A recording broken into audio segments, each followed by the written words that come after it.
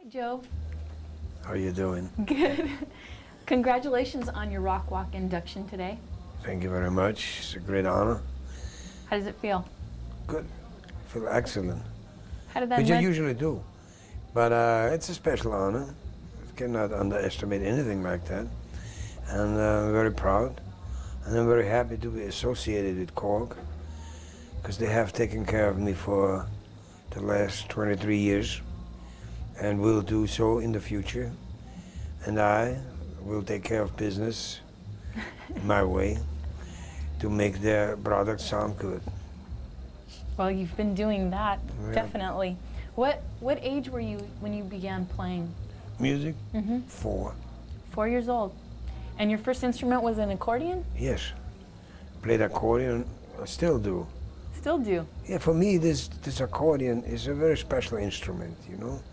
You have the opportunity to change sounds. And I recall when I went to the conservatory in Vienna and had to play piano. I never liked the piano in comparison to the accordion. I could not wait until I had to stop practice and take the accordion and play some nice music. Not my own music at that time, but folks music. And to me, that was much more gratifying than play a Mozart sonata, you know. And however, both of it together worked fairly good for me in the long run. Did you take lessons as a child? Yes.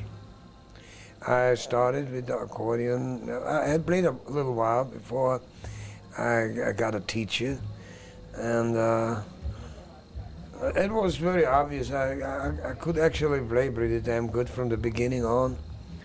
And what fascinated me, and I must say this, is that you could change the sound. And I used to fool around with the sound. I took the accordion apart, and I stole from a coffee house where a billiard table. It was a billiard table in a very poor neighborhood. And on the chair next to the billiard table was that material, which a billiard table is fixed, the green felt. And I stole this from this chair and went home and glued in the board of the right hand as well as the left hand this material, and I had this wonderful little nasal sound. I later also used on synthesizers. Wow. So you were an inventor of sorts. Well, I was not so much of an inventor as I had to have a sound in order for me to enjoy playing. It had to be your style. It had to be something which made me be able to express myself in some kind of way. Now you obviously were really gifted because you ended up getting a scholarship. Yes. To the Berklee School of Music. That was much later. By that time I was actually a musician. I got a scholarship when I was 9 for the conservatory in Vienna. And then I studied violin, clarinet, and my major instrument was piano. Is that when you moved to the U.S.? Is that when you No. I moved to the U.S. I was 26 years old. I was all the war I spent in Austria and after the war. And in 1959, in January, I received a scholarship from Berklee School, and I went there. And after 3 weeks, I had an offer to work with Maynard Ferguson's band. That I did. And my stay in school, as great as a school it was and still is, it didn't last too long. But in a way, it was very good for me because I was a very, very experienced musician. I was on tours, I played with jazz bands, I played with philharmonic orchestras. I was becoming a musician, let's say that. Because it takes a long time. And regardless of the talent, you still have to have the experience. You have to have many different, playing with different musicians to learn things. And that was the nice thing when I came to America. I learned from everyone. But I was a very good listener as a youngster. Listened to all the records I could get a hand on, because until 1956 we couldn't get any records in Austria.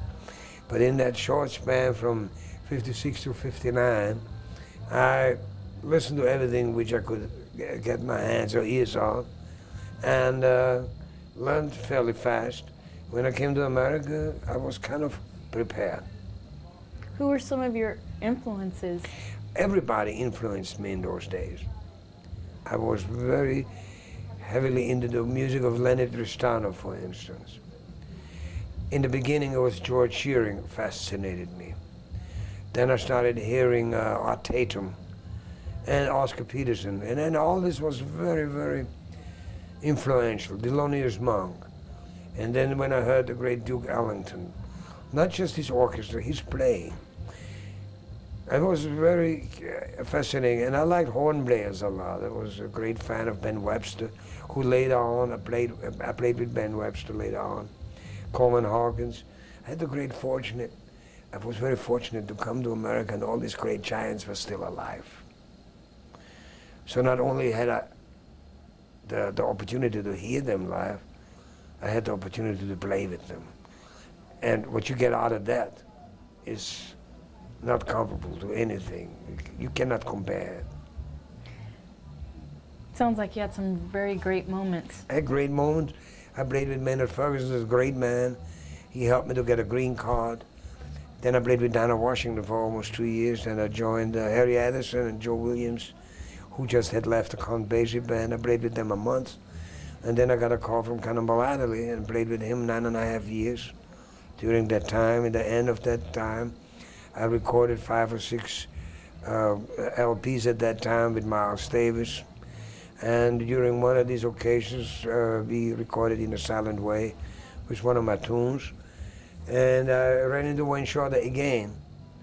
And we decided to make a band, and that was Weather Report. Mm-hmm. And we stayed together for 15 or 16 years. Many, many albums. Yeah, 15, 16 or something Mm-hmm. like that.